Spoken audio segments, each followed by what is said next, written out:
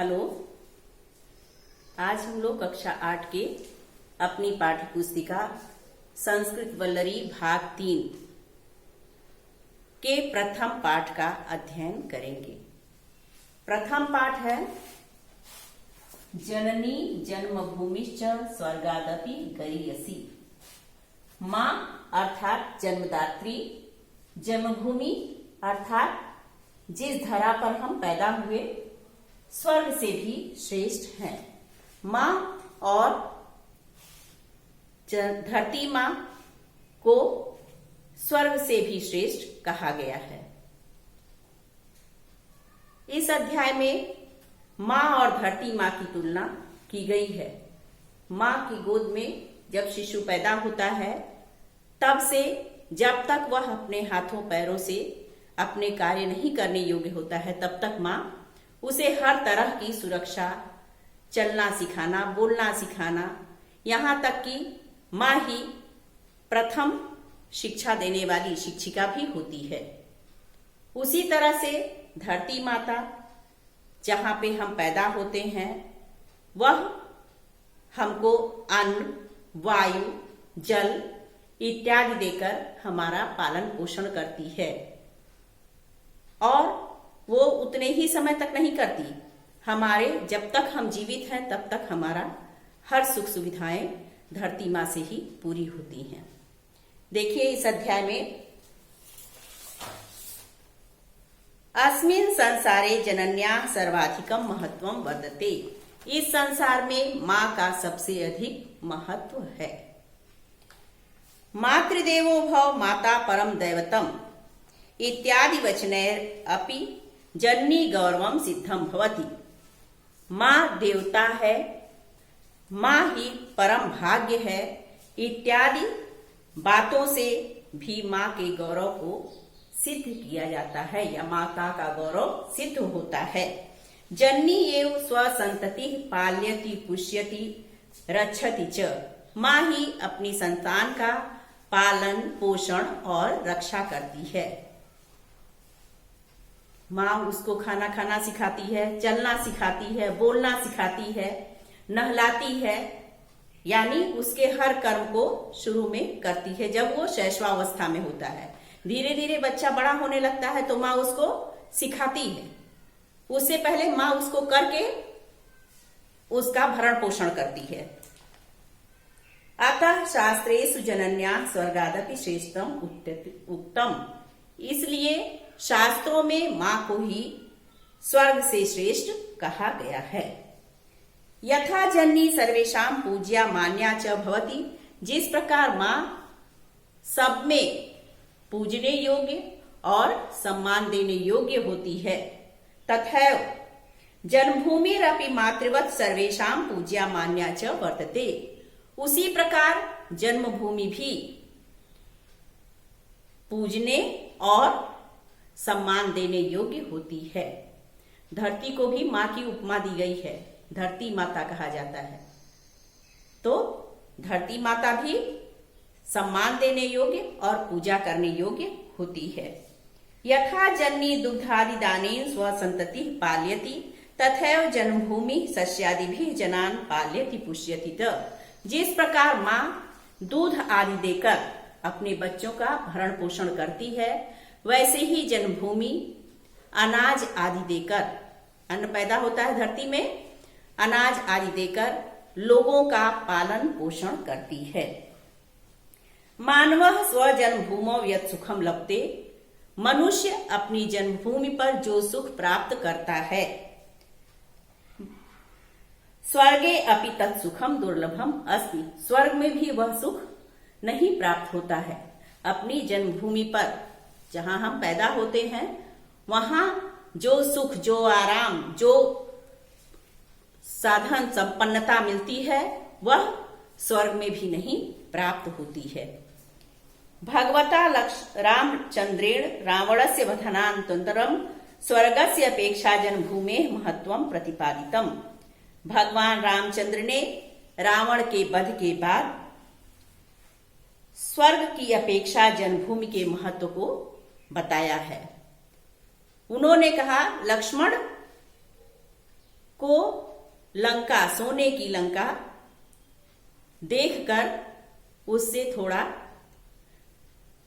अभिभूत हो गए थे। उनको लगा कि यह तो स्वर्ग के समान है, यहाँ का सौंदर्य, सुख, वैभव, स्वर्ण से बना हुआ राजसी ठाट, वो सब देख के उनको मन में थोड़ा उससे विशेष लगाव पैदा हो गया था।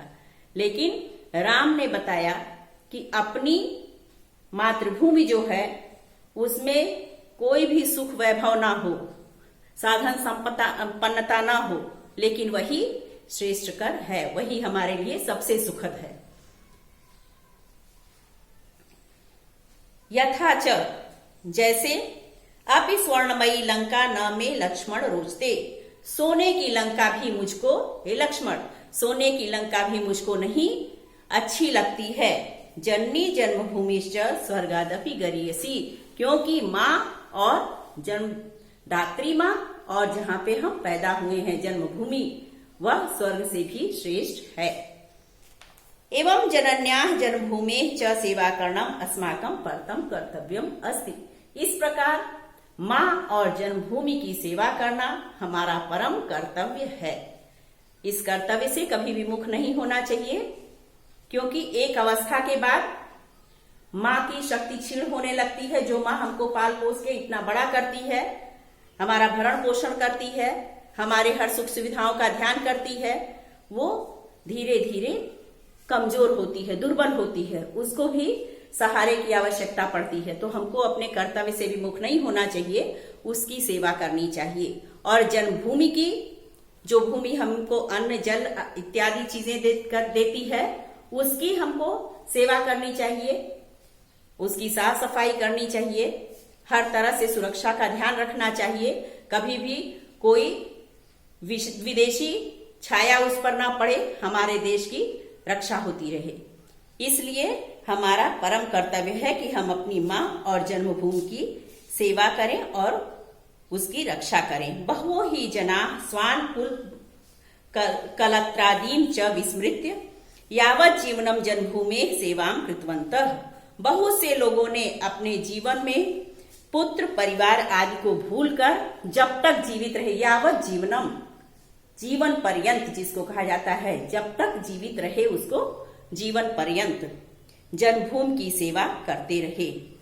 उनके नाम हैं राणा प्रताप, शिवाजी, तिलक, महात्मा गांधी इत्यादि।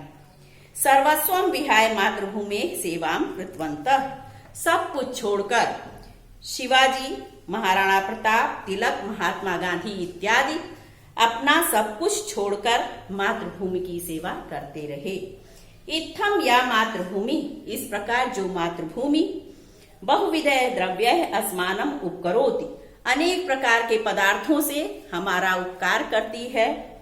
तस्य अस्माकम अपि कर्तव्यम, उसके लिए हमारा भी कर्तव्य है। यत् वयम कायेन मनसा वाचा धनेन च स्वामातृभूमेः उन्नतिं कुर्वाम, कि हम भी अपने शरीर से, काया मीन्स शरीर, मनसा मीन्स मन, वाचा वाणी, धने धन के द्वारा अपने मातृभूमि की उन्नति करें। कुर्याम क्री धातु विधिलिंग उत्तम पुरुष बहुवचन का रूप है।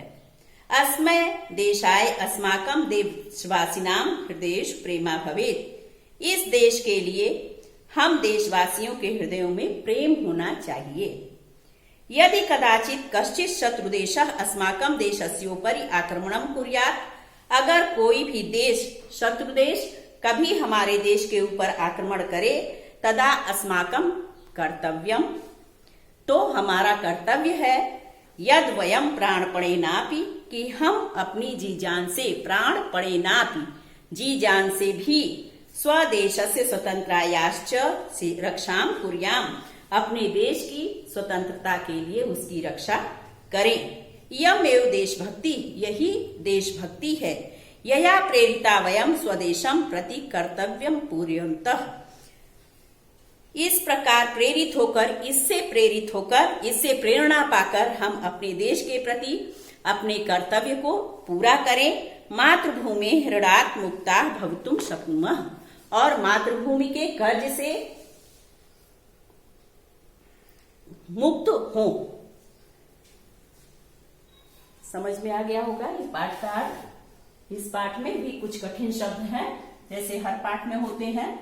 देखिए,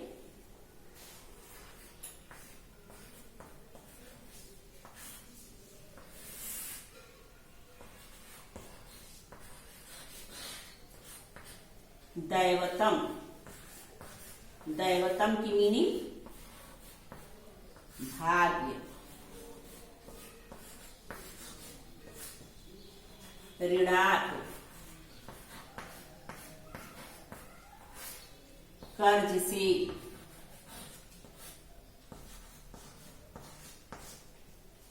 विहाय छोड़कर।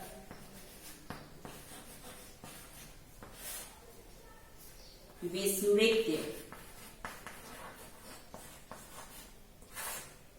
भूल कर।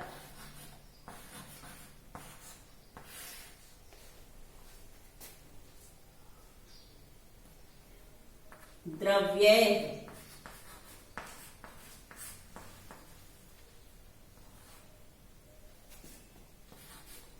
पदार्थों से।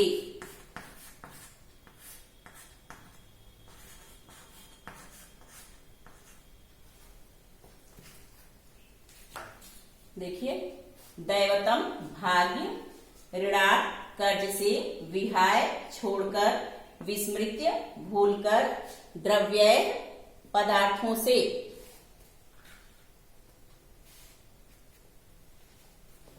Thank you.